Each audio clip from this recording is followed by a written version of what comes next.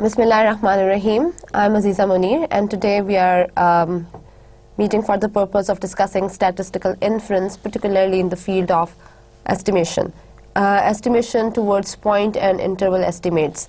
Now, when we consider that why we are taking statistical inference into perspective, that particular area is directly associated with the quantitative analysis once we are taking the decisions in business environment. Now, business area or the business environment is considered to be very much fluctuating. So therefore, we need to take that area into consideration, which is generating the right results or which is generating the very accurate precisions or very accurate analysis towards the future understanding. So for this purpose, today we'll be talking about that what actually statistical inference means and what is meant by drawing an inference particularly. किन मौकों के ऊपर हम statistical inference को use कर सकते हैं. Estimation क्या चीज़ होती है? एक estimation का word होता है जो हम अपनी regular language के अंदर use करते हैं. Regular estimation में और statistical estimation में और statistical inference में क्या difference है, हम इसके ऊपर भी थोड़ी सी बात करेंगे. Point estimation of population mean क्या चीज़ होती है, उसको हम discuss करते हैं. Biasness ये होती है कि अगर हम अपनी किसी personal experience की वजह से या अपनी किसी personal interest की वजह से या likeliness की वजह से किसी एक पर्टिकुलर एरिया को पसंद करते हैं या हम इंटरेस्टेड है या उसमें हमारा इंक्लिनेशन थोड़ा ज़्यादा है, तो हम उस एरिया को सिलेक्ट करने में थोड़े बायस्ड होते हैं. लेकिन हम एस्टिमेशन के केस में अनबायस्डनेस की बात करते हैं कि whatever we are considering is unbiased in nature. So what is unbiasedness and how we can actually apply this in the business environment, that is or in particularly inferences, so that is we about to discuss. Then we will be discussing the interval estimation of population mean, precision and accuracy, confidence intervals of population mean, error of estimation, very important कि कौन से errors, किस किस्म के errors हो सकते हैं जो हमें estimation में देखने को मिलते हैं और वो किस तरह से remove किए जा सकते हैं. And all these concepts will be discussed with practical examples in the business environment. So first of all, the statistical inference. In statistical inference, we talk about principles of parameter estimation. Parameters वो पैमाने कह लें आप, वो पैमाने होते हैं जिनकी बेसिस के ऊपर हम एस्टिमेशन करते हैं, या वो मेजरिंग टूल्स होते हैं जिनकी बेसिस के ऊपर हम एस्टिमेशन कर सकते हैं. यूजुअली मीन और स्टैंडर्ड डेविएशन या मीन और वेरिएंस की बेसिस के ऊपर हम एस्टिमेट्स करते हैं कि अगर एक गिवन डेटा सेट के अंदर इतना मीन एग्जिस्ट करता है या इतना उसकी एवरेज है और उसके अंदर variation of values towards mean इतनी है, तो उस बेसिस के ऊपर हम किस किस्म का एस्टिमेट कर सकते हैं कि हमारा जो पॉपुलेशन है या हमारा जो सैंपल है वो किस किस्म के कैरेक्टरिस्टिक्स को शो कर रहा है. तो that is something which we talk about in estimation through parameters. Estimation methods के ऊपर हम बात करेंगे स्टैटिस्टिकल इन्फ्रेंस में, और वो यूजुअली दो होते हैं जो कि पॉइंट एस्टिमेशन है और इंटरवल एस्टिमेशन है, जिसको हम कॉन्फिडेंस इंटरवल के कैटेगरी में लाकर स्टडी करते हैं. और ये डिस्कस होते हैं मीन और प्रोपोर्शन के साथ, और टी डिस्ट्रीब्यूशन या स्मॉल सैंपल साइज के ऊपर हम इसमें डिस्कशन करते हैं. अगर हम डेफिनेशन की बात करें स्टैटिस्टिकल इन्फ्रेंस की, तो statistical inference is basically used in a drawn sample data to draw conclusions about the population is called statistical inference.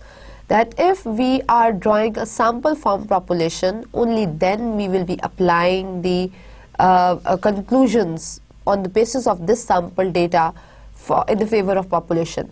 कि ये जो sample हमने उठाया है इस population से, उसमें कितने characteristics actual population के show हुए हैं या नहीं हुए हैं, उसकी basis के ऊपर हम इन्फ्रेंसेस करते हैं, उसकी बेसिस के ऊपर हम कुछ एस्टिमेट्स करते हैं जिसको हम स्टैटिस्टिकल इन्फ्रेंस कहते हैं. So therefore as it is stated that mu, if mu हमारे पास जो पॉपुलेशन का मीन है, if it is not given then we are taking its anticipation तो हम उसकी जो वैल्यू है या उसकी जो कैरेक्टरिस्टिक्स है पॉपुलेशन मीन के, वो एनालाइज करते हैं सैंपल मीन से, जो कि एक्स बार है। ठीक है, और यहाँ पर हमने डिटरमिन किया है कि एक्स बार सैंपल एस्टिमेट है म्यू का, जो कि पॉपुलेशन मीन है।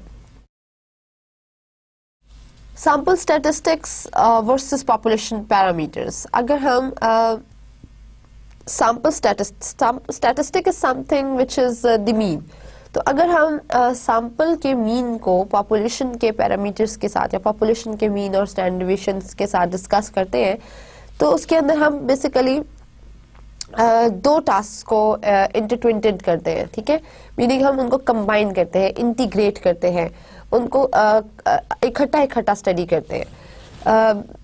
यानी कि हम मीन को भी और स्टैंडर्ड डेविएशन को, या मीन को और वेरिएंस को हम कंबाइन, इंटरट्वाइंड स्टडी करते हैं, हम उनको इंटरकनेक्टेड स्टडी करते हैं या रिलेट करके स्टडी करते हैं, और फिर एनालाइज करते हैं कि एस्टिमेटर्स ठीक है या नहीं है, या जो हमने एस्टिमेट किया है वो राइट एस्टिमेट है या नहीं है। वो किस तरह से पता लगता है कि एक estimate is whether it is a good estimate और अ बैड वन, ये हमें मालूम होता है फ्रॉम मल्टीपल स्टेप्स, जो हम अभी फर्दर डिस्कस करते हैं कि वो किस तरह से हम एनालाइज कर सकते हैं कि ये जो हमने एस्टिमेशन की है ये राइट है या रॉन्ग है। Then the fundamental use of normal probability function, statistical inference के अंदर हम जो standard ratio था, जो हमने previous lectures में discuss किया है, उसकी basis के ऊपर हम normal probability function को analyze करते हैं। फिर हम यहाँ पर apply करते हैं central limit theorem भी, और central limit theorem हमें usually describe करता है जो हमने normal distribution के curve के अंदर values assume की हुई है, उन values के अंदर जो estimates आते हैं उसके ऊपर हम जब बात करते हैं तो हम सेंट्रल लिमिट थ्योरम को अप्लाई करते हैं। और मैनी वेरिएबल्स फॉलो और can be transformed into normal distribution, और बहुत सारे जो हम वेरिएबल फैक्टर्स हैं उनको नॉर्मल डिस्ट्रीब्यूशन के अंदर लाकर स्टडी कर सकते हैं और हम वहाँ से इन्फ्रेंसेस ड्रॉ कर सकते हैं। So now we are in the position कि अगर हमें पता लग गया है कि स्टैटिस्टिकल इन्फ्रेंस क्या होता है और इन्फ्रेंसेस का क्या मतलब होता है या फोरकास्ट का क्या मतलब होता है, जो कि स्टैटिस्टिकल पैरामीटर्स के ऊपर बनी हुई होती है, तो उस बेसिस के ऊपर हम एस्टिमेटर को कैसे डिफाइन करेंगे। So therefore an estimator is a strategy और rule that is used to estimate population parameter. जब हमने स्टैटिस्टिकल इन्फ्रेंस की बात की थी तो हमने डिस्कस किया था, या भी हमने इसको देखा कि स्टैटिस्टिकल इन्फ्रेंस यूजुअली हमें जो सैंपल उठाते हैं पॉपुलेशन के अंदर से, उस सैंपल के अंदर से जो मीन निकलता है, यानी कि एक्स बार जो निकलता है, उसकी बेसिस के ऊपर हम कैलकुलेट करते हैं, या उसकी बेसिस के ऊपर हम इन्फ्रेंसेस बनाते हैं पॉपुलेशन मीन के ऊपर। जो हमने पॉपुलेशन में से सैंपल उठाया है, उस सैंपल के अंदर से जो मीन निकला है, उसकी बेसिस के ऊपर हम पॉपुलेशन मीन को एंटिसिपेट करते हैं या फोरकास्ट करते हैं या उसको प्रिडिक्ट करते हैं। यहाँ पर जो एस्टिमेटर है वो एक ऐसा रूल है जो कि यूज होता है in order to estimate a population parameter. जो estimation है, this is something which is combined with statistical inference if gives the right meaning. ठीक है, एस्टिमेटर जो है वो हमें पॉपुलेशन पैरामीटर को डिस्क्राइब करने का तरीका बताता है। अब पॉपुलेशन पैरामीटर क्या है, वो उसका म्यू और उसका सिग्मा है, यानी कि उसका पॉपुलेशन का मीन और पॉपुलेशन का वेरिएंस है। स्टैटिस्टिकल इन्फ्रेंस हमें सैंपल्ड डेटा का मीन बताता है और एस्टिमेटर हमें उस सैंपल्ड मीन की बेसिस के ऊपर पॉपुलेशन पैरामीटर्स को कैलकुलेट करने का तरीका बताता है। For example, use x bar to estimate mu and s square to estimate sigma square. So therefore x bar and s square are the estimators. That is something which we have just discussed. If the rule is applied to a specific set of data, the result is an estimate. कि अगर हम एक rule को एक specific data set के ऊपर apply करते हैं तो वो उसका जो रिजल्ट आएगा वो उसका एस्टिमेट है। For example, if x bar is equals to 33.2, तो this is an estimate of population mean mu, कि अगर जो x बार हमारे पास आया है वो 33.2 है, और तो हम इसकी बेसिस के ऊपर कंक्लूड करते हैं या कंबाइन करते हैं अपने रिजल्ट को इस तरह से कि ये जो एस्टिमेट है पॉपुलेशन सैंपल मीन का विच इज 33.2, ये एक्चुअली म्यू है, इसलिए क्योंकि इन मेजॉरिटी केसेस आपने टी डिस्ट्रीब्यूशन में भी देखा होगा कि x bar is equals to mu. Population का मीन और सैंपल का मीन एक ही एवरेज शो करता है, एक ही रिजल्ट शो करता है। हाँ, डिफरेंस आ सकता है स्टैंडर्ड डेविएशंस के अंदर, लेकिन population mean is equivalent to the sample mean and that is something which we have already discussed. तो इस केस में जब हम एस्टिमेट करते हैं तो हम एक्स बार की बेसिस के ऊपर म्यू और एस स्क्वायर की बेसिस के ऊपर सिग्मा स्क्वायर को एस्टिमेट करते हैं। Therefore, statistical inference permits the estimation of statistical measures, that is means and proportions etc. with a known degree of confidence. कि कितना % हम confident हैं about this particular parameter, that this is actually the right estimate of population parameter. This ability to assess the quality, that is the confidence of estimates, is one of the significant benefits statistics bring to decision making and problem solving. ये जो quality है या ये जो एक characteristic है estimation का, ये एक major characteristic है जिसकी basis के ऊपर हम problem solving कर सकते हैं या decision making कर सकते हैं. So whenever we are adopting problem solving techniques and whenever we are considering the decision making rules and forecasting techniques, we used to apply statistical inference by all means. So therefore we talk about on those samples which are selected randomly. So if samples are selected randomly, the uncertainty of inference is measurable. कि जब हमने samples को randomly select किया है तो उनकी जो uncertainty है वो मेजरेबल होती है उनकी इन्फरेंसेस की। And the ability to measure the confidence associated with a statistical inference is the value received for drawing random sample. जो confidence है हमारे पास जो confidence interval की अभी हम बात करेंगे, वो हमें बताता है वो value जो कि हमने anticipate की है, जो कि हमने draw की है randomly collected samples के अंदर से, कि ये जो randomly हमने samples draw किए हैं उनमें कितना % confidence है कि वो right characteristics show करेंगे exact population के। If samples are not selected randomly, there will be no known relationship between the sample results and the population. अगर random selection नहीं होती samples की तो इसका मतलब ये है कि कोई connection नहीं है samples का आपस में, और अगर वो कोई connection नहीं है आपस में उन samples का तो इसका मतलब है कि हम कोई right meaning या कोई right understanding उन particular samples की draw नहीं कर सकते population के मुताबिक। Okay, now in this chapter or in this area we are just considering one sample problem. हम यहाँ पर multiple samples को study नहीं कर रहे, बल्कि हम यहाँ पर या हमने इस तरह से study को divide नहीं किया कि हम multiple samples pick कर रहे हैं और उन multiple samples के results को फिर हमने combine करना है, नहीं, हम इस तरह की कोई understanding नहीं कर रहे, लेकिन हमने सिर्फ एक sample को draw किया है करेंगे और उसकी बेसिस के ऊपर हम स्टडी कंडक्ट करेंगे और वो जो स्टडी हमारी कंडक्ट हुई है उसको हम फर्दर सैंपल्स के ऊपर एम्बेड कर सकते हैं। सो that is a sample consisting of n measurements, that is x1, x2 so on up till xn of some population characteristics will be analyzed with the objective of making inferences about the population or process. यहाँ पर हम एक sample उठाएंगे जिसके अंदर से हमें कुछ चीजें अननोन होंगी, दैट इज या जिसके अंदर n मेजरमेंट्स होंगी और x1, x2 और xn ये कुछ पॉपुलेशन कैरेक्टरिस्टिक्स हैं जो कि हमने एनालाइज करने हैं with the basis of making with the objective of making inferences about the population process. यानी कि हमें ये पता होगा कि सैंपल के अंदर टोटल कितनी वैल्यूज है और उसकी वैल्यूज जो है वो हम x1, x2 और so on up till xn से डिनोट कर देंगे और इन कैरेक्टरिस्टिक्स की, ये जो हमने x1, x2, xn जो कैरेक्टरिस्टिक्स डिटरमिन किए हैं पॉपुलेशन के, उनकी बेसिस के ऊपर हम म्यू, सिग्मा स्क्वायर और प्रोपोर्शंस को एंटिसिपेट करेंगे या उनके इन्फ्रेंसेस ड्रॉ करेंगे। Now what are the principles or what should be the major principles of parameter estimation?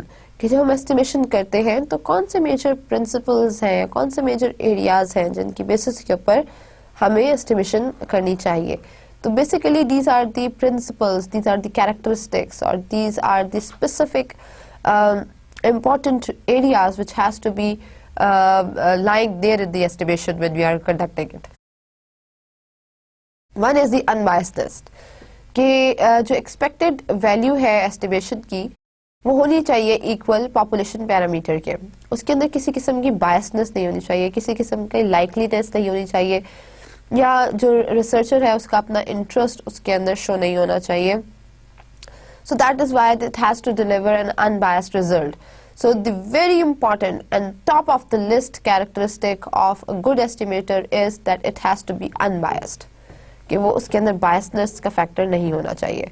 अगर उसके अंदर biasness होगी तो इसका मतलब ये है या उसके अंदर कोई personal interest या उसके अंदर कोई personal feelings या पर्सनल इंटरेस्ट की बेसिस के ऊपर आप कुछ डिटरमिन कर रहे हो, तो वो वाला फैक्टर अगर इसमें शामिल होगा तो वो राइट एस्टिमेट नहीं होगा। Therefore, it has to be unbiased in nature. Secondly, consistent होना चाहिए। जो रिजल्ट्स हमें पता लगेंगे सैंपल से पॉपुलेशन के बारे में, वो राइटली कंसिस्टेंट होने चाहिए, यानी कि वो हर किस्म के एनवायरनमेंट में वैसे ही रिजल्ट्स शो होने चाहिए। As n sample size approaches n population size, estimator converges to the population parameter. एक बड़े एरिया में से अगर हम एक सेट उठाते हैं तो उस सेट के अंदर वही कैरेक्टरिस्टिक्स होने चाहिए जो कि उस पॉपुलेशन के अंदर एग्जिस्ट करते हैं, and it has to show the similar consistent characteristics. For example, अगर हमारे पास एक इवन नंबर्स का सेट है तो हमारे पास जो पॉपुलेशन है वो इवन पॉपुलेशन है। अगर हम उनमें से सैंपल ड्रॉ करते हैं फ्रॉम 2 to 48, तो हमने जो नंबर उठाया है उसके अंदर सारे के सारे जो सैंपल हमने उठाया है उसमें सारे के सारे इवन नंबर्स होने चाहिए। अब अगर उसके अंदर एक वैल्यू लाई करती है 31 फॉर एग्जांपल, जो कि इवन नहीं है, तो इसका मतलब ये है कि वो वैल्यू राइटली डिस्क्राइब नहीं कर रही पॉपुलेशन का कैरेक्टरिस्टिक, और इसका मतलब ये है कि जो सैंपल से रिजल्ट आए हैं वो कंसिस्टेंट नहीं है।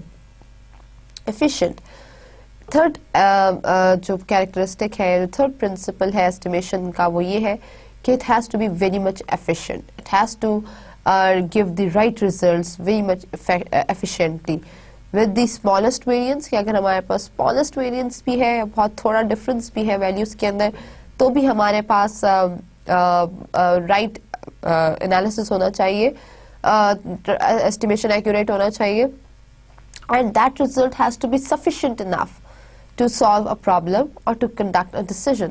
जब भी हमने कोई एक सैंपल उठाया है और उसके ऊपर बहुत थोड़ा सा डिफरेंस भी है वैल्यूज के अंदर, बहुत स्मॉल वेरिएशन है वैल्यूज के अंदर, even then it has to determine the right frequency of deriving accuracy in the results.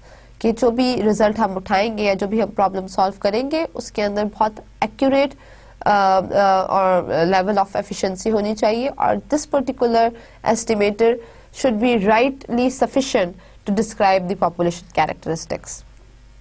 And thirdly, it contains all information about the parameter through a sample size of n. इसके अंदर हर किस्म की information होनी चाहिए जो कि हमें sample size n से नजर आ रही है। Now we talk about the estimation methods, कि कौन कौन से तरीकों से हम estimation कर सकते हैं। जब हम probability distribution की बात करते हैं, the very initial lectures of this course, जब हमने probability distribution की बात की थी, तो हम उसके अंदर जब estimation discuss करते हैं तो हम parametric versus non-parametric analysis करते हैं estimation के ऊपर। जब हम कॉमन अप्रोचेस यूज करते हैं या नॉन प्रोबेबिलिटी डिस्ट्रीब्यूशन की बात करते हैं या एक ऐसा डेटा सेट की बात करते हैं जिसके अंदर प्रोबेबिलिटी अप्लाई नहीं होती, तो वहां पर हम मेथड ऑफ लीस्ट स्क्वायर की बात करते हैं, विच इज LS, और minimize the sum of square of deviations. Square of deviations के ऊपर हमने डिस्कशन की हुई है, so minimize the sum of square of deviations, this is another method. Then linear regression, ये एक बहुत इंपॉर्टेंट एनालिसिस है जो इंशाल्लाह हम नेक्स्ट लेक्चर में डिस्कस करेंगे। जो लीनियर रिग्रेशन है वो भी बहुत कॉमन अप्रोच है एस्टिमेशंस की, जिससे हमें पता लग सकता है कि कौन सा वेरिएबल किस वेरिएबल के साथ कितनी परसेंटेज के साथ कनेक्टेड है और क्या रिजल्ट्स शो करता है, ये हम डिस्कस करेंगे रिग्रेशन एनालिसिस के अंदर। Then maximum likelihood estimation, MLE, this is another method which is used for the calculation of estimation. This estimates parameter that is most consistent with the data and it is widely used. जब हमने maximum likelihood consider करना होता है तो फिर हम MLE apply करते हैं, और जब हमने मिनिमम लाइक्लीहुड एस्टिमेशन की बात करनी होती है तो फिर हम काई स्क्वायर को अप्लाई करते हैं, which is another technique of statistics, जो कि हम थोड़े दिनों में डिस्कस करेंगे, थोड़े लेक्चर्स में आगे फर्दर हम डिस्कस करेंगे, through which we use to compare the variances. Sometimes हम स्क्वायर डेविएशंस की बात करते हैं, समटाइम्स हम mean of sum of mean squares की बात करते हैं, and sometimes we talk about the comparison of variances of two data sets।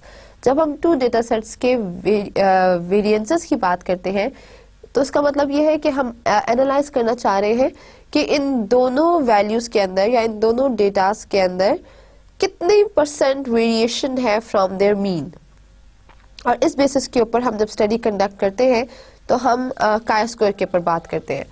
That is when we compare the expected frequencies. So when we talk about chi-square, we talk about the comparison of variances.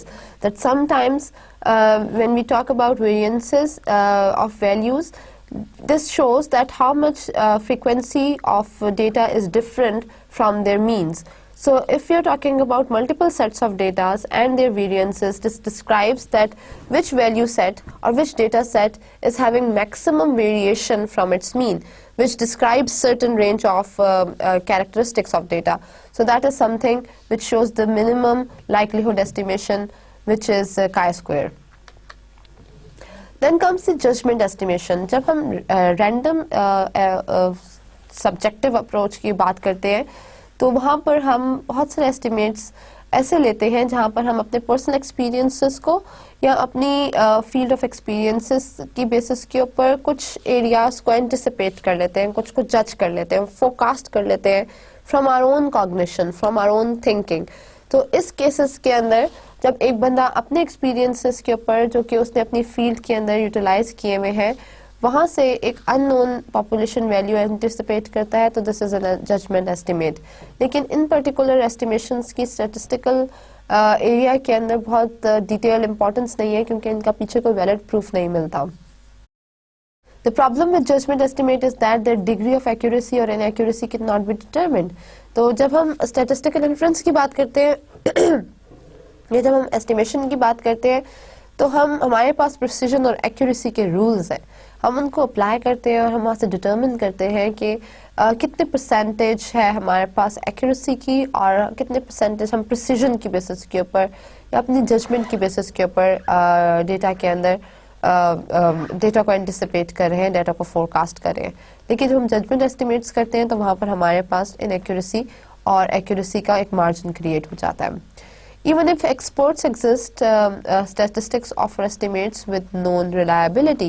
जब भी even experts भी जब estimates करते हैं तो वो वहाँ पर known reliability को discuss करते हैं, ये कितने % known reliability है इस particular data set की estimation के अंदर, और वहाँ पर फिर हम बात करते हैं statistics की, जो कि definitely हमें एक बहुत valid proof और बहुत valid reason के साथ estimation बताता है।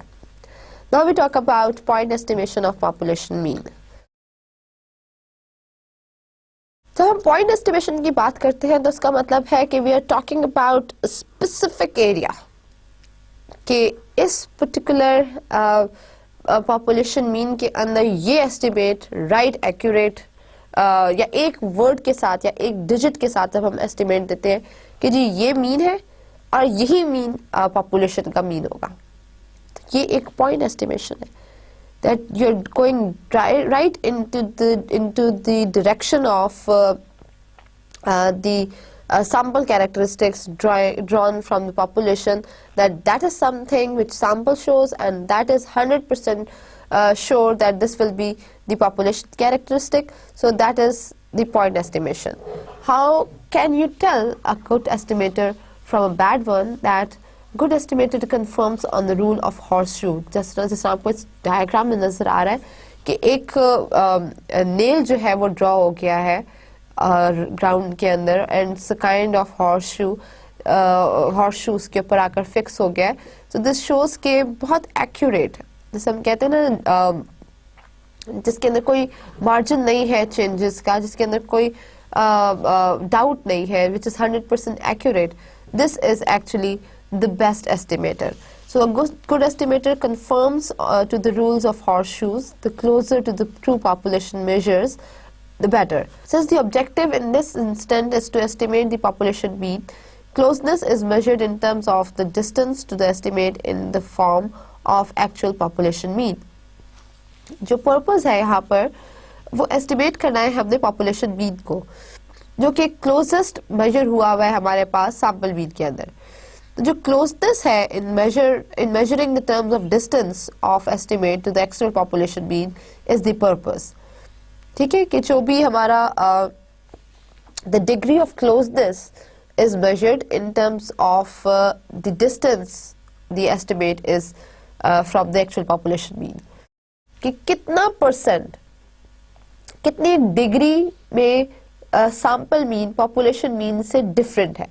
जो चीज ये कैलकुलेट करती है कि पॉपुलेशन मीन में और सैंपल मीन में कितना डिफरेंस है, या कितनी क्लोजनेस है, या कितनी इंटीग्रेशन है, या कितना कनेक्शन है, that is the good estimator. How can you judge how accurate your estimate is without knowing the true value of population parameter? It's similar to shooting an arrow at the bullseye without being able to see the bullseye. ये एक example है, और ये example बहुत rightly describe कर रही है कि estimate की accuracy actually क्या होती है.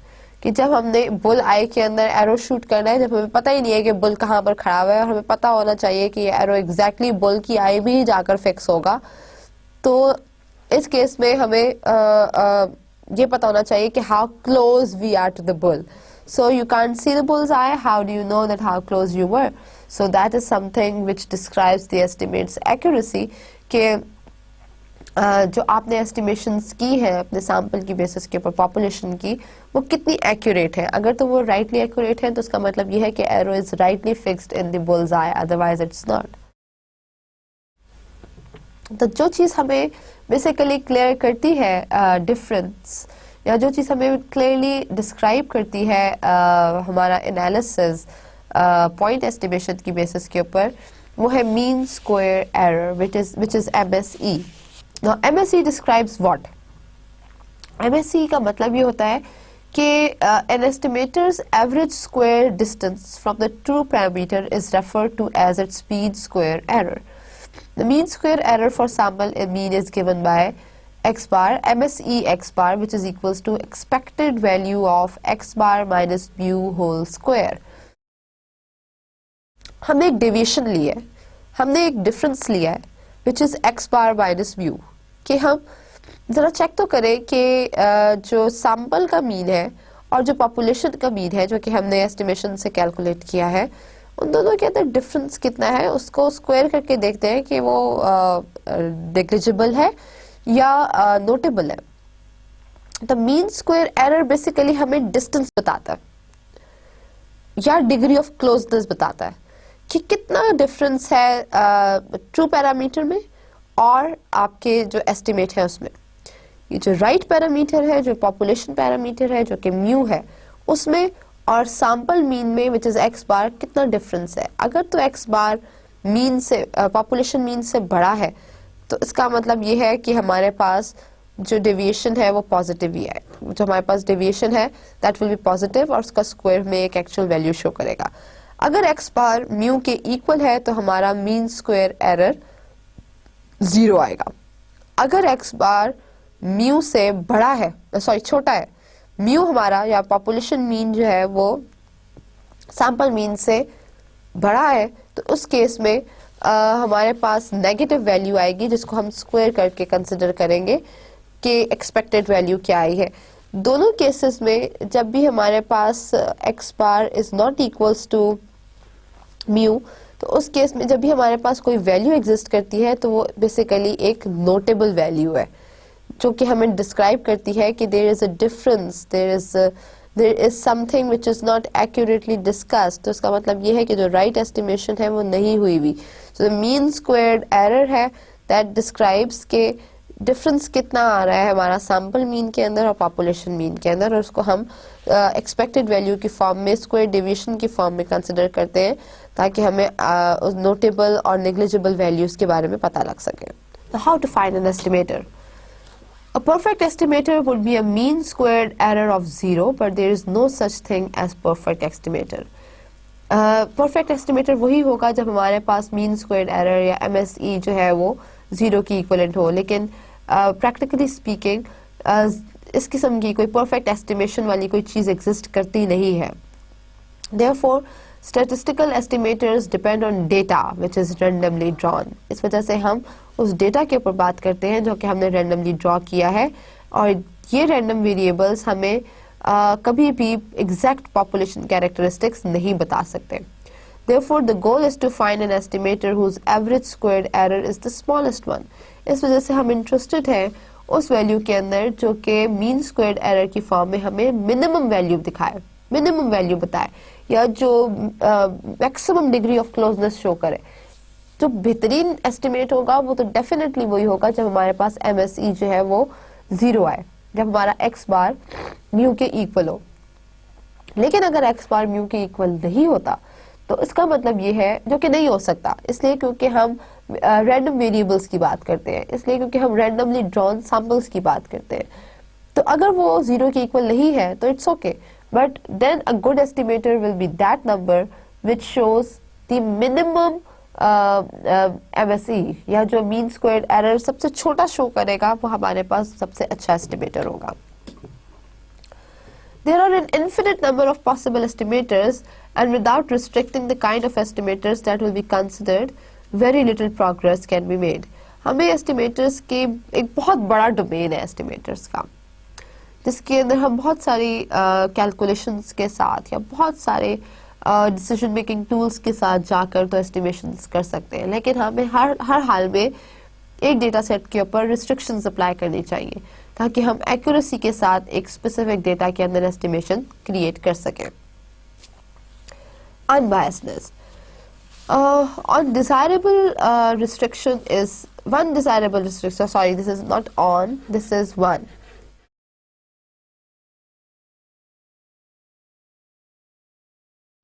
This should be 1. I'm sorry. One desirable restriction is unbiasedness. To be an unbiased estimator, the expected value of the estimator must be equal to the parameter that is being estimated.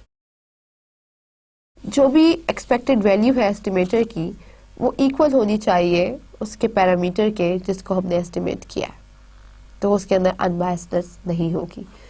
Basically जो हमने estimation करनी है उसके अंदर biasness का element नहीं होना चाहिए।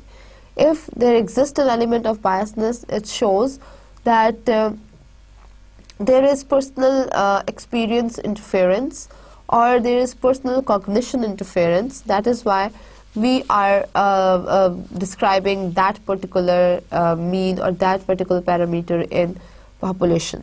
लेकिन जो रिस्ट्रिक्शन हमने एस्टिमेशन के ऊपर अप्लाई की है वो ये है कि इसके अंदर बायसनेस नहीं होनी चाहिए। To be an unbiased estimator, the expected value of the estimator must be equal to the parameter that is being estimated. One thing, for example, अगर हम x बार, जो x बार यहाँ से थोड़ा सा गायब हो गया है, यहाँ पर मैं दोबारा से मेंशन कर देती हूँ। For x bar, sorry, x bar is an unbiased estimator of population mean, since expected value of x bar should be equals to mu. तो अनबायस्ड एस्टिमेटर एक वो एस्टिमेटर होना चाहिए जिसमें किसी किस्म की कोई लाइक्लीहुड एग्जिस्ट नहीं करती, और अगर उसके अंदर कोई लाइक्लीहुड एग्जिस्ट नहीं करती तो वो वही रिजल्ट शो करेगा या वो वही एस्टिमेट शो करेगा जो कि एक्चुअली पॉपुलेशन पैरामीटर्स में एग्जिस्ट करते हैं। सो देयरफॉर एक्स बार अगर रिप्रेजेंट करता है हमारे पास सैंपल मीन को, तो expected value of X bar should be equals to mu. That shows pure unbiasness. The unbiased estimators are having multiple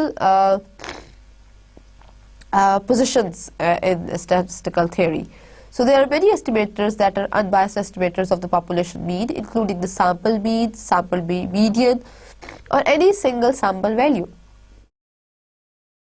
कौन सा characteristic जो है वो rightly describe करता है sample characteristic को? तो उसके बहुत सारे कैरेक्टरिस्टिक्स हो सकते हैं, उसके बहुत सारे एस्टिमेट्स हो सकते हैं। जब हम एस्टिमेट की बात करते हैं तो उसका मतलब ये है कि हमने कुछ ऐसे पैरामीटर्स आइडेंटिफाई किए हुए हैं जो कि राइटली सैंपल कैरेक्टरिस्टिक्स को शो करते हैं, जिसमें एक सबसे इम्पोर्टेंट है सैंपल मीन, जो कि राइटली पॉपुलेशन मीन को शो करता है। दूसरा है सैंपल मीडियन, वो भी पॉपुलेशन मीन को या पॉपुलेशन एवरेज को शो करता है। या कोई भी एक सिंपल सैंपल वैल्यू आप उठा लें, सिंगल सैंपल वैल्यू आप उठा लें, वो डेफिनेटली पॉपुलेशन का ही एक सबसेट है, और अगर वो पॉपुलेशन का ही सबसेट है तो वो पॉपुलेशन के कैरेक्टरिस्टिक्स को तो शो कर रहा है। तो अभी तक हमारे पास जो भी चीजें आ रही हैं, अगर तो वो सैंपल मीन है या वो सैंपल वैल्यू है या वो कोई भी एक सिंगल एनालिसिस है जो कि हमने सैंपलिंग के अंदर से उठाया है या सैंपल पॉपुलेशन सबसेट से पिक किया है, that is something which describes the unbiased estimators. Among us unbiased estimators, the mean squared error is equal to the variance of the estimator. दूसरा एक कैरेक्टरिस्टिक है, दूसरा एक प्रॉपर्टी जो हमें पता लग जाएगी अनबायस्ड एस्टिमेटर की, वो ये है कि जो MSE है, मीन स्क्वेयर्ड एरर है, वो वेरिएंस ऑफ एस्टिमेशन के इक्विवेलेंट होगा।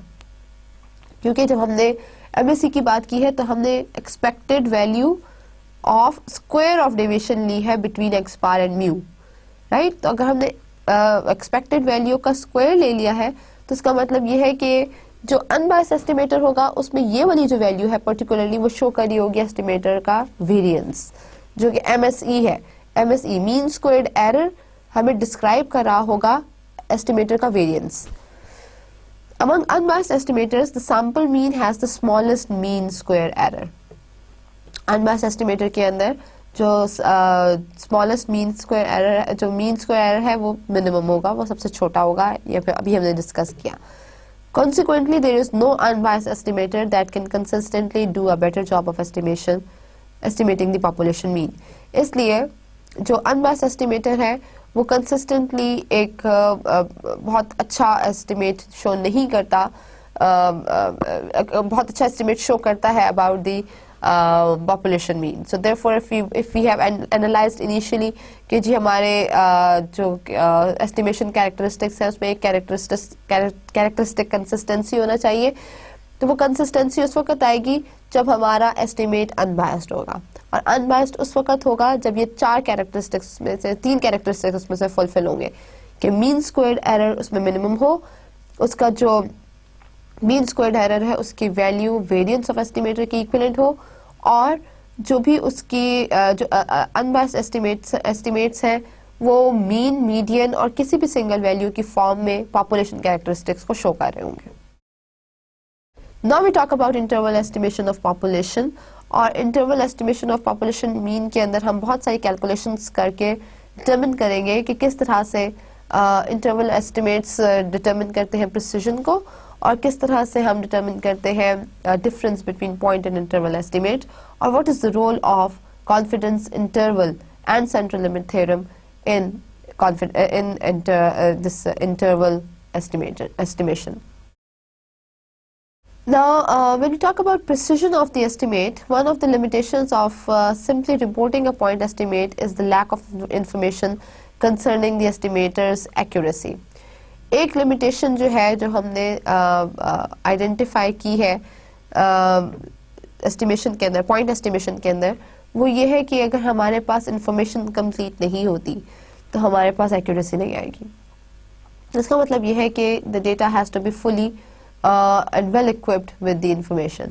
If there is lack of information, then point estimation will not be fulfilling the desirable outcome. For example, अगर 33.2 is a point estimate of population mean, how good is this estimate? हमने एक example में अभी से पहले जब discuss किया था तो हमने कहा कि अगर एक पॉपुलेशन, अगर एक सैंपल का मीन जो है वो 33.2 है तो that is actually the population mean as well, which is equals to mu. लेकिन इसमें हमें बहुत सारी information हमें नहीं पता, तो कितना how can we say that this is the well groomed result? ये जो result हमने pick किया है कि 33.2 is equals to x bar which is equivalent to mu, how good this estimate is? We are having no reason behind. जो reason हमें clarify होती है वो होती है interval estimation से. Interval estimation, however, are constructed to provide an additional information about the precision of the estimate. अब जो इंटरवल एस्टिमेट है वो हमें कैटेगराइज कर देते हैं डाटा को, वो हमें एक पॉइंट के ऊपर एक thumb in nail in thumb को नहीं डिस्क्राइब करेंगे, वो एक हॉर्स शू को नहीं डिस्क्राइब करेगा, बल्कि वो हमें एक स्पेसिफिक रेंज बता देता है। रेंज हमें किस तरह से पता लगेगी? नॉर्मल डिस्ट्रीब्यूशन की कर्व पे ही पता लगेगी डेफिनेटली, और एक स्पेसिफिक रेंज के अंदर हमें बताता है कि ये एक एरिया है जिसके अंदर आपका एस्टिमेशन एग्जिस्ट करता है, जिसकी इम्पोर्टेंस, जिसकी प्रिसिजन यू कैन से, या जिसकी एप्लीकेशन कंपैरेटिवली बहुत ज़्यादा है और कंपैरेटिवली बहुत बेहतर है as compare to point estimate. But undoubtedly कुछ ऐसे एरियाज हैं जहाँ पर हम पॉइंट एस्टिमेशन को अप्लाई करते हैं और इंटरवल एस्टिमेशन के रिजल्ट्स वहाँ पर इतने वैलिड नहीं होते। जब हम इंटरवल एस्टिमेट को कंस्ट्रक्ट करते हैं तो basically an interval estimator is made by developing an upper and lower boundary for an interval that will hopefully contain the population parameter. जब हम बात करते हैं कि फॉर एग्जांपल अगर हमने क्वालिटी कंट्रोल की बात की है तो हम ये कहते हैं कि at this particular point the quality is 100% fine, इससे थोड़ा सा ऊपर क्वालिटी थोड़ी सी कम होगी और इससे थोड़ा सा नीचे क्वालिटी थोड़ी सी ज़्यादा होगी। इसका मतलब ये है कि हमने एक फंक्शन को या एक एस्टिमेटर को अपर और लोअर लिमिट अप्लाई कर दी है। फॉर एग्जांपल अगर हम एज की बात करते हैं और हम कहते हैं कि एक स्टूडेंट की जो कि MBA में एडमिशन ले रहा है उसकी एज से फॉर एग्जांपल 22 ईयर्स है, लेकिन ये एक पॉइंट एस्टिमेशन है कि we are estimating that the student who is taking admission in MBA is of 22 years age, लेकिन हम इसको थोड़ा सा मार्जिन अगर दे दें कि this might be 21 to 23 years, तो हमने एक साल 22 के अंदर ऐड और सब्ट्रैक्ट कर दिया, मीनिंग हमने एक रेंज अप्लाई कर दी है 21 से लेकर 23 की, और एक इंटरवल बना दिया है कि मेजरली जो स्टूडेंट्स हैं जिन्होंने MBA में एडमिशन लेना है वो एग्जैक्टली 22 ईयर्स के नहीं है, बल्कि दे रेंज फ्रॉम 21 to 23 ईयर्स, जिसमें 21 लोअर लिमिट है और 23 अपर लिमिट है। इस तरह से हमारे पास पॉपुलेशन पैरामीटर्स ज़्यादा एक्सटेंसिवली या ज़्यादा बेहतर तरीके से एग्जॉस्ट होते हैं। It would be easy to construct an interval estimator that would definitely contain a population parameter, namely -infinity to +infinity. यहाँ पर हमारे पास जो लिमिट है मैक्सिमम इंटरवल्स की वो -infinity to +infinity है, जिसके अंदर maximum range of population parameters determine हो सकते हैं। However, in particular interval estimator, we would not contain any useful information about the location of population parameter.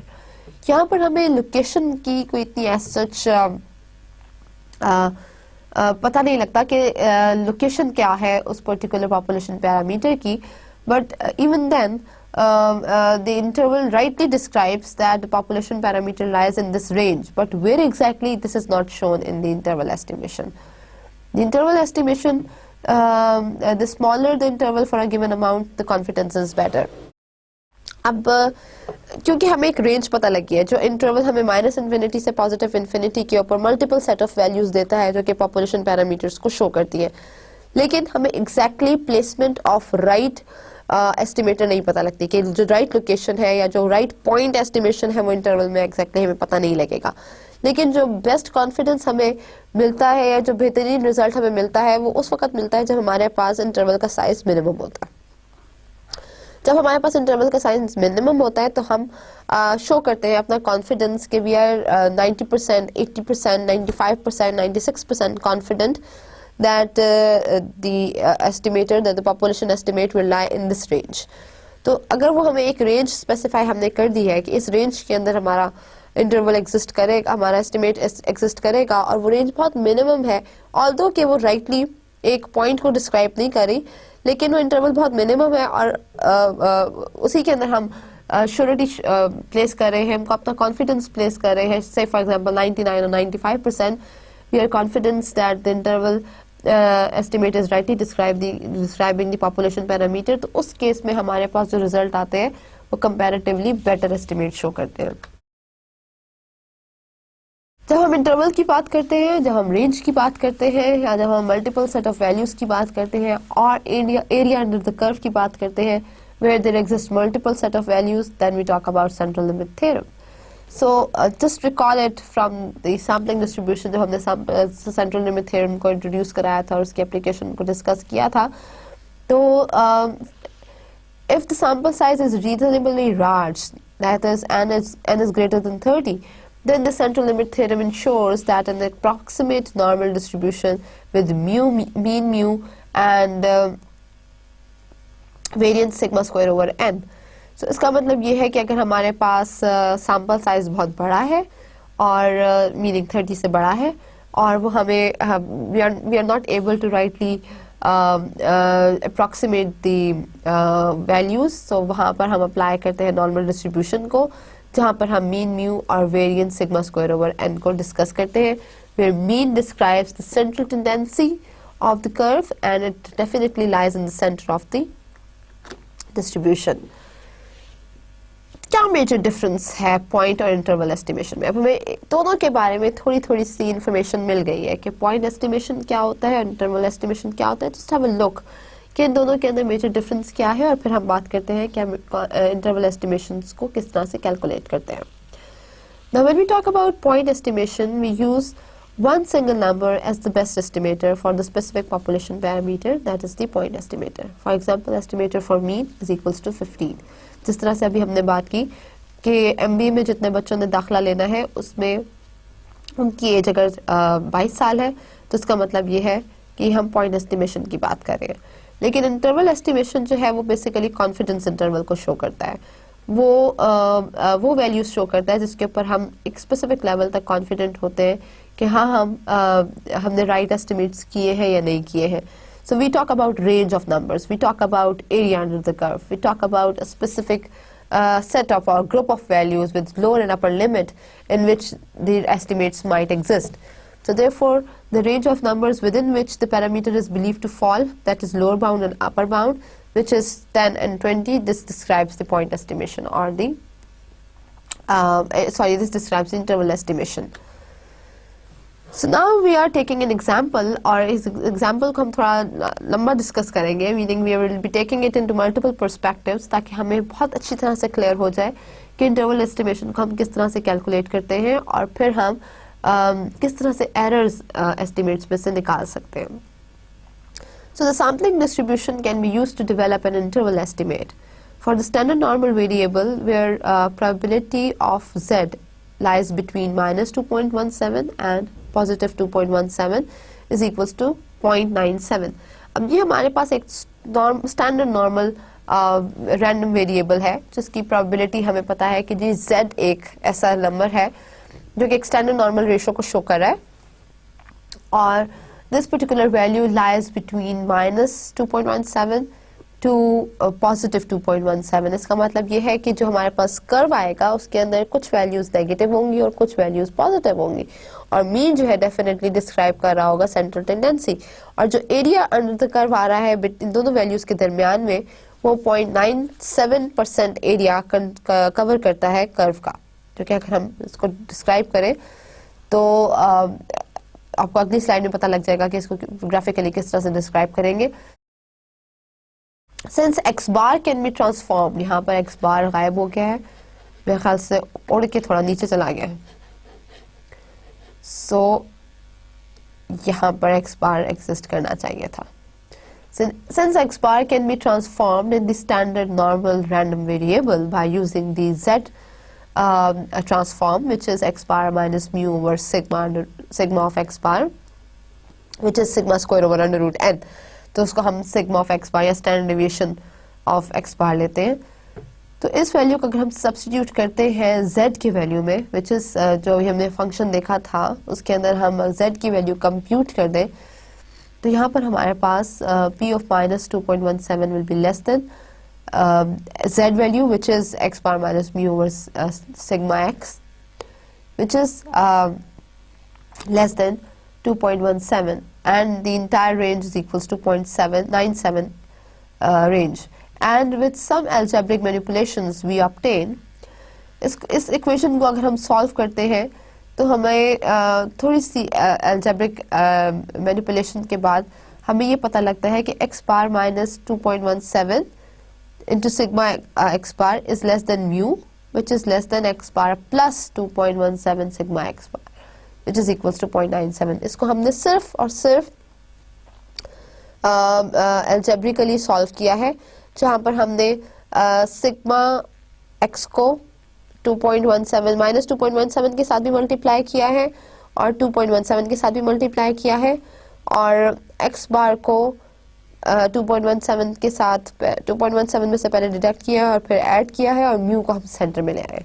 So therefore we have this equation information now that mu lies between x minus 2.17 sigma x bar and x bar plus 2.17 sigma bar, which is 0.97. ये expression जो है वो हमें एक specific form of interval बता रहा है कि म्यू की वैल्यू एग्जैक्टली क्या चीज शो करेगी. तो population mean will fall between the interval of X bar plus minus 2.17 sigma x. तो इसका मतलब ये है कि अगर हम म्यू को एस्टिमेट करना चाह रहे हैं जो कि पॉपुलेशन मीन है, तो वो राइटली एस्टिमेट हो सकता है इस नोशन से कि x bar plus minus 2.17 sigma x rightly describe करता है 97% ऑफ द इंटरवल, जो कि म्यू है, पॉपुलेशन का मीन है. After the sample is selected, the sample mean is no longer a random variable. जब हमने sample select कर लिया है तो जो sample का mean आया है वो कोई random variable नहीं होगा. अब x bar is a random variable, but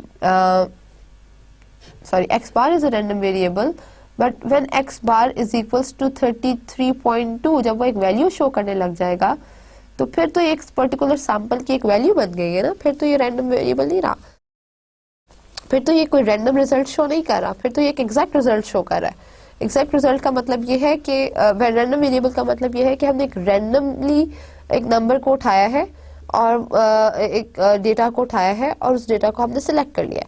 अब जब उस डेटा को हमने सिलेक्ट भी कर लिया है और उसको हमने स्टडी भी कर लिया है, and after conducting a study over it we come to know that the mean of the sample is 33.2. तो उस केस में अब मीन जो है वो रैंडम वेरिएबल नहीं रहा. Suppose a sample has been drawn from a population with a standard deviation of 200 and the following characteristics have been observed कि n हमारे पास 100 था और x बार हमारे पास 150 है, n हमारे पास 100 है और x बार हमारे पास 150 है. तो उस केस में हमारे पास standard deviation 200 एग्जिस्ट कर रहा है. तो यहाँ पर 200 over under root 100 which is equals to 10 हमारे पास शो करेगा 20. 20 is the sigma x. So the resulting interval would be 150 plus minus 2.17 200 over 10.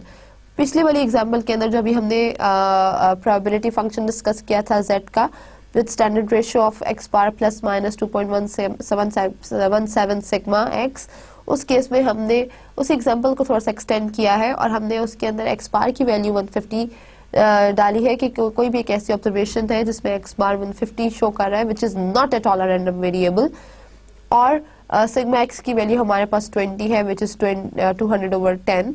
तो इसको अगर हम अपने इंटरवल के ऊपर प्लेस करें तो यहाँ पर हमारे पास 150 minus 2.17 into 20, or 150 will be lying in the middle because that is the mu, and the extreme corner towards the right side describes the positive sign of the 150 and 2.17's relationship. यहाँ से हमारे पास जो calculation आती है which is 106.6 and 193.4, और इस range को अगर हम डिस्कस करें तो उसका मतलब ये है कि जो मीन है वो हमारे पास बिटवीन 106, जो एरिया हमारे अंडर द कर्व हमारे पास शो हो रहा है, this is between 106.6 to 193.4 which covers 97% of the area जो हमने यहाँ पर डिस्कस किया था. यहाँ पर 97% ऑफ द एरिया शो कर रहा है कवर का कर्व का. So that is 106.6 to 193.4 where 150 is the population mean which lies inside the interval. Even though the interval is calculated using a technique that captures the population mean 97% of the time, it would not be appropriate from a relative frequency point of view to state that mu lies between 106.6 to 193.4. इसके लिए हमें ज़रूरी है कि हम एक confidence interval की बात करें. अगर हम यहाँ तक बात कर रहे हैं तो भी हम 100% श्योर नहीं हो सकते कि इतना अगर हमारे पास इंटरवल म्यू का शो हो रहा है, इतना परसेंट एरिया अगर शो हो रहा है तो वो 97% एरिया ही कवर करेगा कर्व का. तो therefore since the population mean is an unknown but constant value, तो उस केस में हमें एक कॉन्फिडेंस इंटरवल की जरूरत पड़ती है, जो कि अभी हम डिस्कस करते हैं कि क्या होता है. Either mu will always be inside the interval or will always be outside the interval. So what information do we have about the interval? या तो म्यू की वैल्यू इंटरवल के दरमियान में होगी या म्यू की वैल्यू इंटरवल के अंदर मौजूद नहीं होगी. अगर वो मौजूद नहीं होती या अगर वो मौजूद होती भी है तो इससे हमें क्या इन्फॉर्मेशन मिलती है. तो वो इन्फॉर्मेशन हमें उस वक्त तक क्लेरिफाई नहीं होगी जब तक हम एक स्पेसिफिक लेवल ऑफ कॉन्फिडेंस ना शो करें अपने इंटरवल के अंदर. Since it was constructed from a technique that it will include the true population mean in the interval 0.97 of the time, we are 97% confidence in the technique. But confidence is one way of expressing a subjective probability. अब ये जो confidence है ये subjectivity को show कर रहा है कि हम कितने परसेंट श्योर है कि एरिया जो इस कर्व के अंदर मौजूद है वो 97% है और मीन इसके अंदर ही लाई कर रहा है. Hence the term confidence interval is used to describe the method of construction rather than a particular interval. तो फिर हम इंटरवल की बात नहीं करेंगे, फिर हम एक रेंज की बात नहीं करेंगे, फिर हम कॉन्फिडेंस की बात करेंगे कि इस इंटरवल के अंदर जो भी वैल्यूज है we are that much confident कि वो मीन कि वो पॉपुलेशन मीन इसके अंदर एग्जिस्ट कर रहा होगा.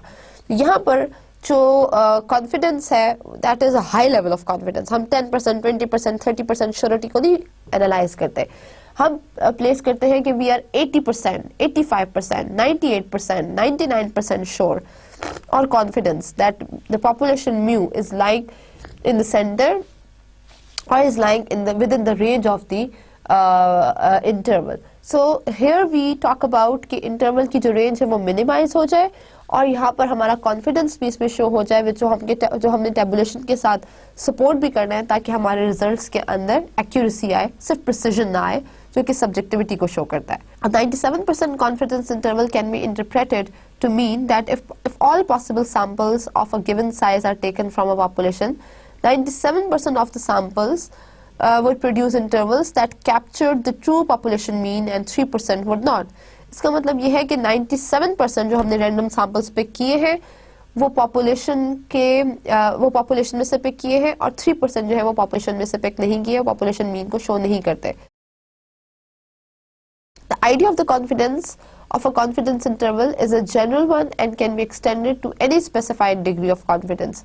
इस कॉन्फिडेंस की कोई भी डिग्री हो सकती है जो कि हमने इस रेंज में शो की है विच इज 80, 85, 88, 95 एंड 98%.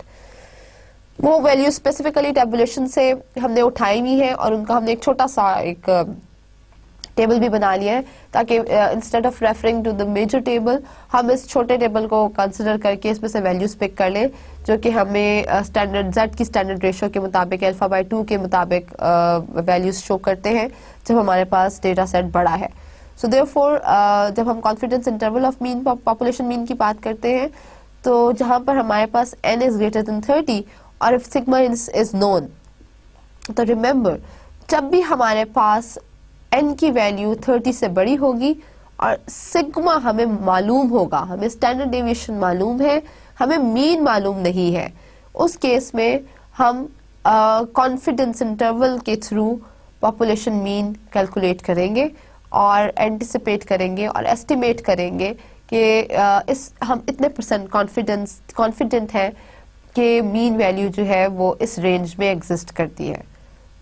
ठीक है, वी आर 90%, 95%, यूजुअली हम 95% लेते हैं या 96% लेते हैं. तो वी आर 90% और 99% श्योर इनफ कि जो पॉपुलेशन मीन है वो इस रेंज में एग्जिस्ट करता है और हम वहाँ पर कैलकुलेशंस के साथ कॉन्फिडेंस इंटरवल को अप्लाई करते हैं.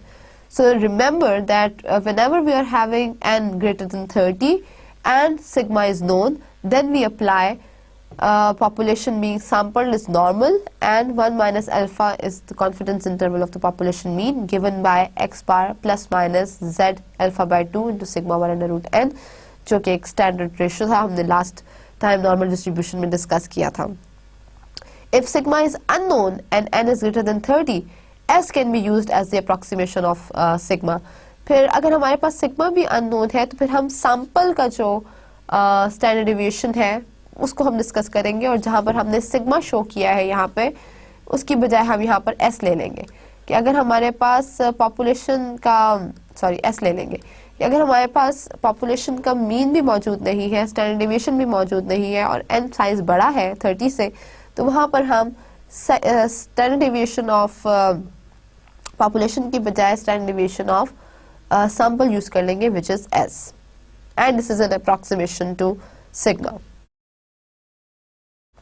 कॉन्फिडेंस इंटरवल के ऊपर हम इसे इस तरह से प्लेस करेंगे कि the expression x bar plus minus z alpha by 2 into sigma under root n creates the interval which is having x bar minus sign on left side and x bar plus sign to the right side. The term z alpha by 2, ये जो term है z alpha by 2, ये represent करती है कि जो values है वो हमें ऑब्टेन करनी चाहिए from the standard normal curve. वो जो हमने टेबल डिस्कस किया था नॉर्मल डिस्ट्रीब्यूशन में, उस टेबल से हमें यहाँ से वैल्यूज लेनी चाहिए. So therefore the term z alpha by 2 represents the z value required to obtain an area of 1 minus alpha centered under the standard normal curve. और ये वो वैल्यूज है जो कि हमने अप्रोक्सीमेट करके निकाल ली है उस टेबल के अंदर से, instead of referring to this table again and again. ये एक्चुअली उसी टेबल से वैल्यूज उठाइए. अगर आप अल्फा बाय 2 को प्लॉट करके देखें उस टेबल के अंदर तो आपको यही वैल्यूज मिलेंगी, लेकिन हमने इसको एक स्टैंडर्ड टेबल के अंदर शो कर लिया क्योंकि हमने एक स्पेसिफिक रेंज ऑफ वैलिडिटी ही के ऊपर ही बात करनी है. हमने एक specific range of confidence interval ही की बात करनी है which is lying between 0.80 to 0.89. तो वहां पर अल्फा बाय 2 की जितनी वैल्यूज आती है हमने उन्हीं को कंसिडर किया है. The z values for obtaining various 1 minus alpha areas centered under the standard normal curve are given in this table, where area is shown by 1 minus alpha 0.80 shows z value of 1.28, 0.90 shows z alpha by 2 value 1.645, 0.95 या जब हम 95% sure होंगे तो हमारे पास z alpha by 2 की value 1.96 होगी. जब हम 99% श्योर होंगे तो हमारे पास z alpha by 2 की वैल्यू 2.58 होगी. सिमिलरली जब हम 80% श्योर होंगे तो z alpha by 2 की वैल्यू 1.28 होगी. एक चीज जो नोटेबल है यहाँ पर वो ये है कि जैसे जैसे हमारा कॉन्फिडेंस बढ़ता जा रहा है फ्रॉम 80 टू 99, अल्फा बाय 2 की वैल्यू इंक्रीज होती जा रही है from 1.28 to 2.58, which shows more accuracy. इन्हीं वैल्यूज को अगर आप प्लॉट करके देख लें तो ये एरिया शो होगा कि अगर 1 माइनस अल्फा 80% है तो माइनस 1.28 और प्लस 1.28 ये वैल्यूज शो होंगी. अगर 90% है तो माइनस 1.645 और प्लस 1.645 की फॉर्म में वैल्यूज प्लॉट होंगी. तो ये ग्रीन, येलो, पर्पल और पिंक एरियाज आपको नजर आ रहे हैं. ये बेसिकली आपको शो कर रहे हैं कि कितना परसेंट एरिया इंटरवल का एग्जिस्ट कर रहा है हमारे कॉन्फिडेंस में. To achieve more confidence, we must pay a price. The price of what? For a fixed sample size, the larger the desired confidence, the greater the number of standard deviation. जब large sample होता है तो जैसे जैसे हमारा confidence बढ़ता जाता है वैसे वैसे हमारा standard deviation भी increase होता है. That must be used to form the boundary points of the confidence interval. ठीक है, तो जब भी हमारे पास एक fixed sample size होता है तो हमें एक लार्ज कॉन्फिडेंस की ज़रूरत होती है ताकि हम एक राइट एस्टिमेट कर लें कि जो स्टैंडर्ड डेविएशन है वो हो सकता है इतना बड़ा हो जाए कि वो उस रेंज के अंदर लाई कर ले. तो हमारे पास कॉन्फिडेंस इंटरवल ज़्यादा होना चाहिए. मीनिंग कि अगर हम एक फिक्स सैंपल साइज की बात करते हैं तो हमें एक बड़ा कॉन्फिडेंस इंटरवल लेना चाहिए. When the interval becomes wider, the resulting information provides a less precise location of the population mean. लेकिन जैसे ही इंटरवल बड़ा होता है वैसे ही हमें थोड़ी सी प्रॉब्लम होती है आइडेंटिफाई करने में कि एग्जैक्टली मीन की पोजीशन क्या होगी या लोकेशन क्या होगी इस कर्व के अंदर. Now we have discussed that what actually the central confidence interval और वो किस तरह से अप्लाई होता है. Now we are in the position कि हम डिस्क्राइब कर सकें कि एरर ऑफ एस्टिमेशन क्या चीज़ होती है. We can also think about the confidence interval as a means of describing the quality of a point estimate. हमें पता है कि जो estimation है वो हम basically although कि एक statistical analysis के साथ apply कर रहे हैं, लेकिन उसके अंदर हमें एक quality of point estimate की ज़रूरत है ना. ठीक है, हमें नहीं पता कि जो हमने एस्टिमेट किया है वो एक्चुअली राइट एस्टिमेट है या राइट एस्टिमेट नहीं है. तो उस केस में डेफिनेटली हमें पॉइंट एस्टिमेशन ही क्लेरिफाई करता है रिजल्ट, लेकिन वहाँ पर हम थ्रू एरर ऑफ एस्टिमेशन में आइडेंटिफाई कर लेते हैं कि कितना % इसमें मार्जिन हो सकता है चेंजेस ऑफ रिजल्ट्स का. वो हमें पता लगेगा x bar plus minus z alpha by 2 into sigma 1 under root n से, या हम point estimate plus minus maximum error of estimation. X bar हमें शो करता है पॉइंट एस्टिमेट को, और उसको हम पॉजिटिव नेगेटिव इंटरवल के साथ डिस्कस करते हैं मैक्सिमम एरर ऑफ एस्टिमेशन में with specific confidence interval 1 minus alpha. For example, अगर z अल्फा बाय 2 हमें कुछ लेवल्स बताता है अल्फा के, विच इज 0.02 एंड 0.08, तो उस केस में जब अल्फा हमारे पास 0.02 है तो अल्फा बाई 2 हमारे पास 0.01 होगा. तो जब हमारे पास अल्फा 0.01 एग्जिस्ट करता है तो 0.01 को अगर हम z के टेबल में देखें, जो नॉर्मल डिस्ट्रीब्यूशन का टेबल है, अगर हम उस टेबल के अंदर इस वैल्यू को देखें तो 0.01 की जो वैल्यू 0.01 को हम 0 कॉलम के अंदर अगर देखें तो this will show a value of 2.33.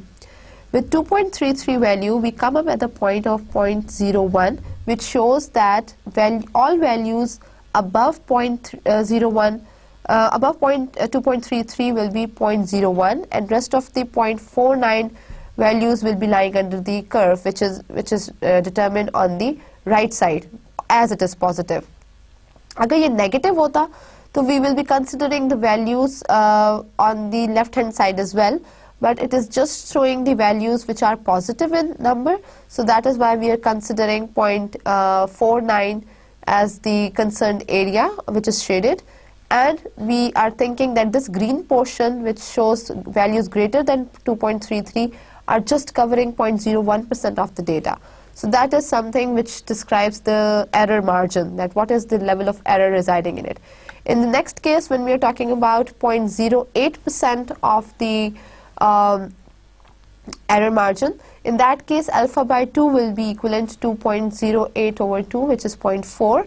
Here 46% of the area, which is the shaded portion, will be described as the right area, and values appearing after 1.75. 1.75 is obtained when we are watching this value 0.04 in the normal distribution curve, again just like 0.01. That is 0.04 in the 0th column of the table which is tabulated in normal distribution z function. So that is the value which is obtained, and we have analyzed that all the values which are residing in the shaded area of shown in the purple color are just 0.04. So therefore there is 0.04% of the values which are lying in the error range. So this describes that the error margin is what and lying in which frequency. If z alpha by 2 for the following confidence intervals, that is 96% and 88% is existing, in that case 1 minus alpha is 0.96 and alpha is equals to 0.04, where alpha by 2 describes 0.04 divided by 2, which is 0.02. Here we have applied confidence interval. अब हमने confidence interval जब apply किया है तो हमारे पास alpha by 2 की value 0.04 over 2 आई है, जहाँ से हमने 0.02 को जब हम normal distribution का उस function में देखा है, या 0.02 area जो है वो हमारा कहाँ पर बनता है, when it is 2.05. ठीक है, जब हम normal distribution का table देखते हैं तो 2.05 is the point जहाँ पर हमारे पास 0.02 area cover होता है. तो इस एरिया में जो रेड में शो हो रहा है ये वो पॉइंट है जहां पर हमारे पास एरर मार्जिन एग्जिस्ट करता है, and rest of the values we are 48% sure that the areas the values are lying in this range. Similarly जब 88% कॉन्फिडेंस इंटरवल की बात की तो हमारे पास 1 minus alpha is 88.88 and alpha is equals to 0.12. Alpha by 2 is 0.12 over 2 which is 0.06. अब 0.06 कहाँ पर अपीयर होता है नॉर्मल डिस्ट्रीब्यूशन के टेबल के अंदर, विच इज स्टैंडर्ड टेबल, तो वहाँ पर अपीयर होता है 1.55 के अंदर, और we are sure that there are 0.06% values or 6% values existing after the range, and rest 44% values are lying in the range. Let us consider another example for the more understanding. A paint manufacturer is developing a new type of paint. 30 panels were exposed to various corrosive conditions to measure the protectability of the paint. The mean life of sample was 168 hours before corrosive failure. The life of paint samples is assumed to be normally distributed with population and with population standard deviation of 30 hours, with 95% confidence interval for the mean life of the paint. We are given by x is the time before corrosive failure of the paint, has a normal distribution function which is sigma is equals to 30, n is also equals to 30, and x bar is equals to 168. The confidence interval we are taking is 0.95. अब इस example के अंदर ये एक exhaustive example है जिसके अंदर हमारे पास मेजर कंसिडरेशंस आ गई है। हमारे पास सिग्मा भी गिवन है, एन भी गिवन है, एक्स बार भी गिवन है और कॉन्फिडेंस इंटरवल भी गिवन है। हमें आइडेंटिफाई करना है, हमें मालूम करना है mean life time of samples. यहाँ पर हमारे पास 1 minus alpha is 0.95, alpha is equals to 0.05, alpha by 2 is equals to 0.05 over 2, 0.025 हमारे पास एक रेंज आ जाएगी, और 0.025 को अगर हम नॉर्मल डिस्ट्रीब्यूशन के कर्व में देखें जिस तरह हमें प्रीवियस एग्जांपल में देखा है, तो हमारे पास 1.96 का एरिया शो कर रहा होगा। ग्राफिकली 0.475 एरिया शेडेड पोर्शन में शो हो रहा है और 1.96 से बड़ा एरिया रेड ग्राफ में शो हो रहा है। So here we have talk about, यहाँ से हमें जो चीज़ कंक्लूड हुई है वो ये हुई है कि there is 0.025% of margin कि जो पेंट मैन्युफैक्चरर है उसने वो एक्सपोज होगा, there is a margin of failure in the 30 panels towards the corrosive conditions. तो इतना परसेंट जो मार्जिन है वो उसका एग्जिस्ट करता है towards the failure of corrosive paints. So today we have talked about statistical inference, and we have talked about in detail that how to draw statistical inference and what is the relationship of statistical inference with estimations, which type of estimates are existing in statistical theory. We considered point estimates as a rule of thumb that shows one value, and we have considered the interval estimates which are which gives us a range of values, and the most minimum range of values describes the more accurate results.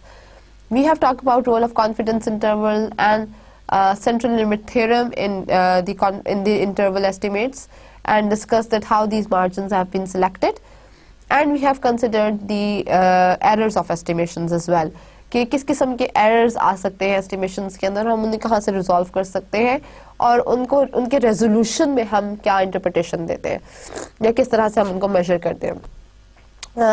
Next lectures में अब हम बात करेंगे जिस तरह से अभी हमने इस लेक्चर के अंदर डिस्कस किया था कि एस्टिमेशन के कुछ और तरीके भी होते हैं, और एक तरीका तो अभी हमने डिस्कस किया पॉइंट और इंटरवल एस्टिमेशंस के कैटेगरी में। एक और जो कंडीशन है that is the regression analysis और लाइन ऑफ रिग्रेशन, या उस लीनियर रिग्रेशन के अंदर या रिग्रेशन एनालिसिस के अंदर एस्टिमेट्स किस तरह से किया जा सकते हैं, that we will be doing in future lectures. And very important thing which will be talking about in our next lecture will be testing of hypothesis, जिसको फिर हम फर्दर एलोंगेट करेंगे towards the regression analysis as well. So thank you so much for this time, and thank you so much for your patience for listening, and we'll be meeting in the next lecture. Till then, Allah Hafiz.